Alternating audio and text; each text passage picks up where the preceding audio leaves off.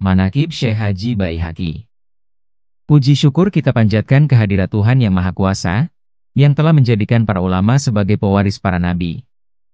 Shalawat dan salam semoga tercurah kepada baginda Nabi Muhammad, keluarga, sahabat, dan seluruh pengikut setia beliau hingga akhir zaman.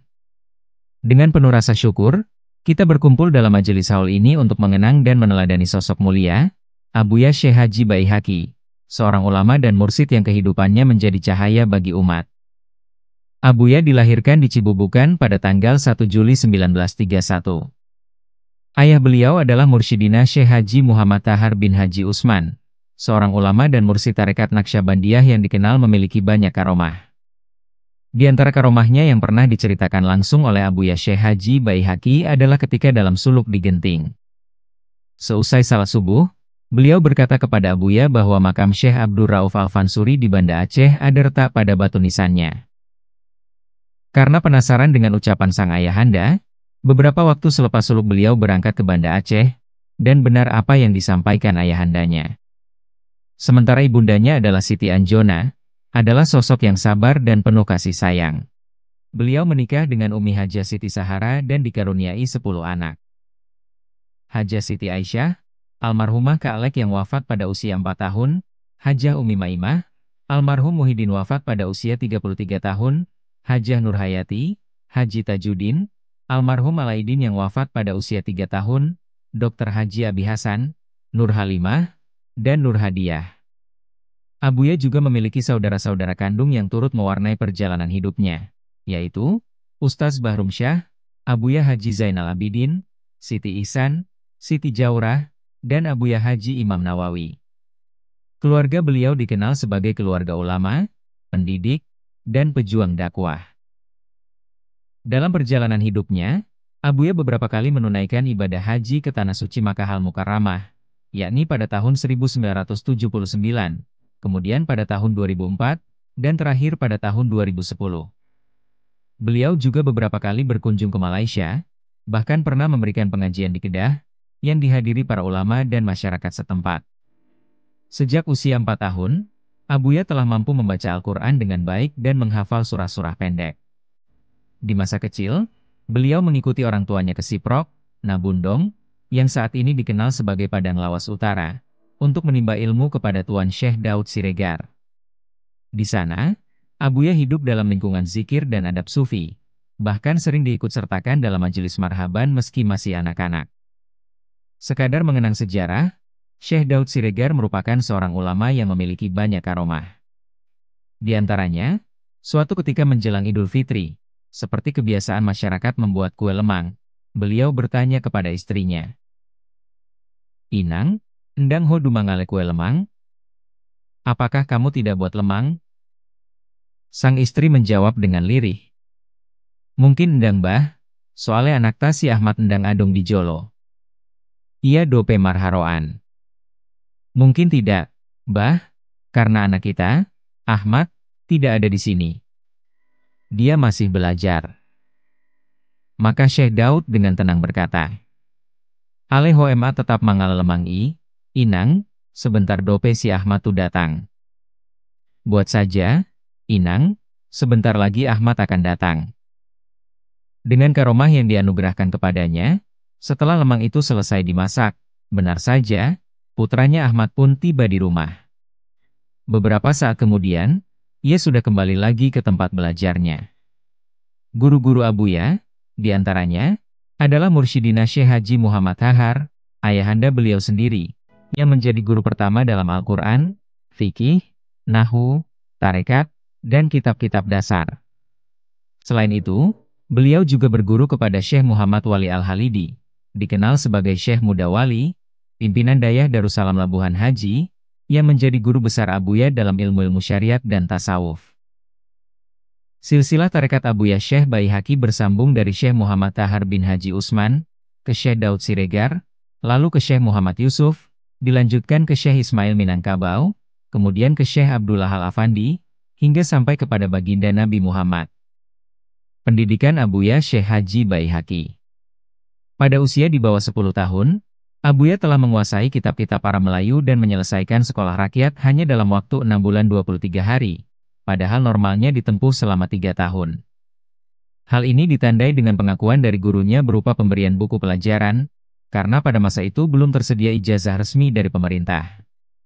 Dalam bidang agama, beliau mempelajari berbagai kitab dasar kepada ayahandanya dan mengikuti suluk sejak usia muda. Beliau juga diangkat menjadi khalifah dalam usia yang masih sangat belia.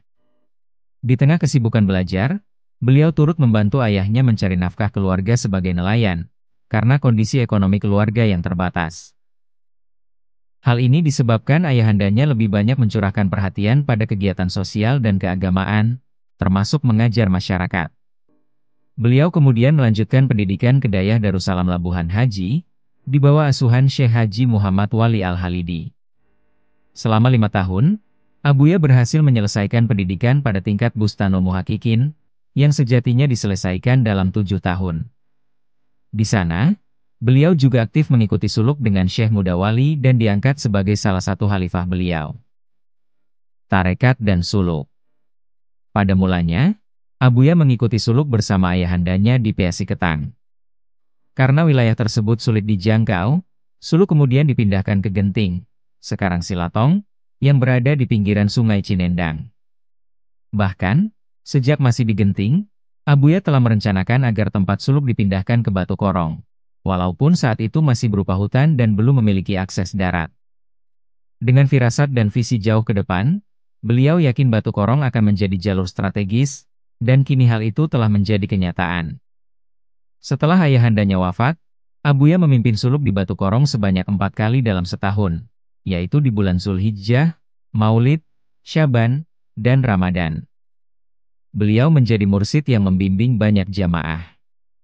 Masyarakat dari berbagai daerah datang untuk meminta air tawajuh, dan beliau juga aktif memberikan ceramah agama di berbagai tempat.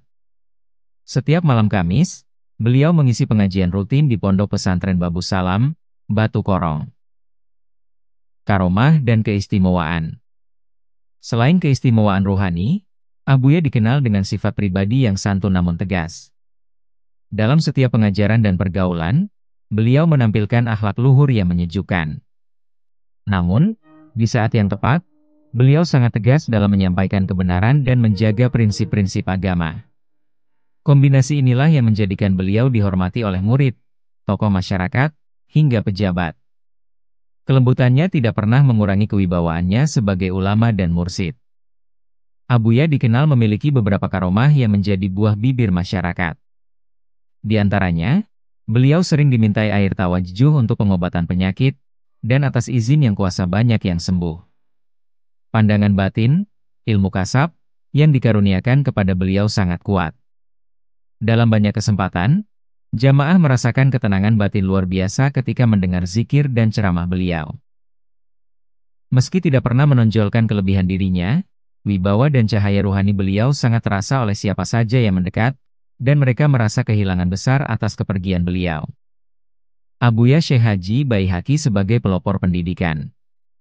Pada tahun 1984, beliau mendirikan Dayah Babu Salam di Batu Korong.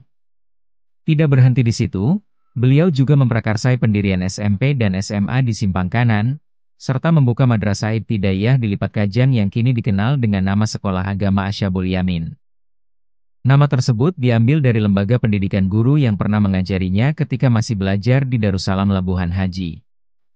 Abuya dikenal sebagai pelopor pendidikan di Aceh Singkil. Perhatian beliau terhadap pendidikan tidak hanya sebatas mendirikan lembaga, tetapi juga membangun kesadaran masyarakat akan pentingnya ilmu, akhlak, dan ketekunan. Gagasan perguruan tinggi. Pada tahun 2001, Abuya menggagas pendirian perguruan tinggi di Aceh Singkil. Beliau menghibahkan tanahnya untuk pembangunan Sekolah Tinggi Agama Islam Syekh Abdur Rauf, Staisar, dan aktif merancang pendiriannya bersama tokoh masyarakat dan pemerintah. Gagasan ini lahir dari visi besar beliau untuk mencetak generasi cerdas yang siap membela agama dan bangsa. Abuya selalu menekankan pentingnya mensarjanakan ulama dan mengulamakan sarjana. Pada masa itu, belum banyak yang berpikir bahwa untuk menduduki jabatan strategis di pemerintahan maupun bidang lain diperlukan ijazah sarjana. Namun, beliau memandang jauh ke depan, bahwa ijazah sarjana akan menjadi syarat utama di masa mendatang, Pada tahap awal perencanaan, Abuya melibatkan banyak pihak. Abi Hasan putra kandungnya, yang baru menyelesaikan pendidikan di Pulau Jawa, turut merumuskan langkah pendirian ini. Selanjutnya, beliau melibatkan pemerintah Kabupaten Aceh Singkil, yang saat itu dipimpin oleh almarhum Haji Makmur Syah Putra. Beliau juga melibatkan besannya, Haji Sunarso, untuk mempersiapkan seluruh administrasi. Bahkan, Abuya mengundang DRS Haji Burhanuddin Berkat, seorang tokoh akademisi yang saat itu bertugas di Unifa Medan, untuk ikut merumuskan langkah-langkah akademik. Andil dalam pendirian daerah perbatasan. Pada tahun 2008, pemerintah Aceh meluncurkan program pendirian daerah di setiap kabupaten kota perbatasan, termasuk di Aceh Singkil, tepatnya di Kecamatan Danau Paris. Abuya Syekh Haji Baihaqi mendukung penuh program tersebut dengan menghibahkan tanah seluas 20 hektar. Dukungan ini menjadi bukti nyata kepedulian beliau terhadap dakwah, pendidikan, dan penguatan Islam di wilayah perbatasan. Slogan dan cita-cita hidup. Slogan hidup Abuya yang selalu beliau sampaikan adalah ilmu untuk diamalkan, amal untuk mencari ridhanya. Cita-cita terbesar beliau adalah wafat dalam keadaan husnul hatimah, serta melihat generasi muda tumbuh menjadi cendekiawan yang berakhlak mulia. Beliau selalu mendorong pentingnya ilmu, adab, dan ketekunan dalam belajar dan mengajar. Pada tahun 2015, tak lama setelah Idul Fitri berlalu, Abuya Syekh Haji Baihaqi jatuh sakit. Beliau sempat dibawa berobat ke Medan, dan kondisinya sempat membaik sehingga kembali pulang. Namun, tidak berselang lama, beliau kembali jatuh sakit dan kemudian dirawat di rumah sakit daerah Aceh Singkil. Kabar tentang kondisi Abuya yang tengah sakit segera tersebar ke berbagai penjuru Aceh. Gubernur Aceh saat itu, Dr. Zaini Abdullah, juga mendengar berita tersebut. Melalui utusannya, ia menyampaikan permohonan kepada pihak keluarga agar Abuya dibawa ke Banda Aceh untuk mendapatkan perawatan lebih intensif. Keluarga pun menyetujui. Gubernur kemudian mengirim pesawat khusus untuk menjemput Abuya melalui Bandara Hamzah Fansuri, Kampung Baru.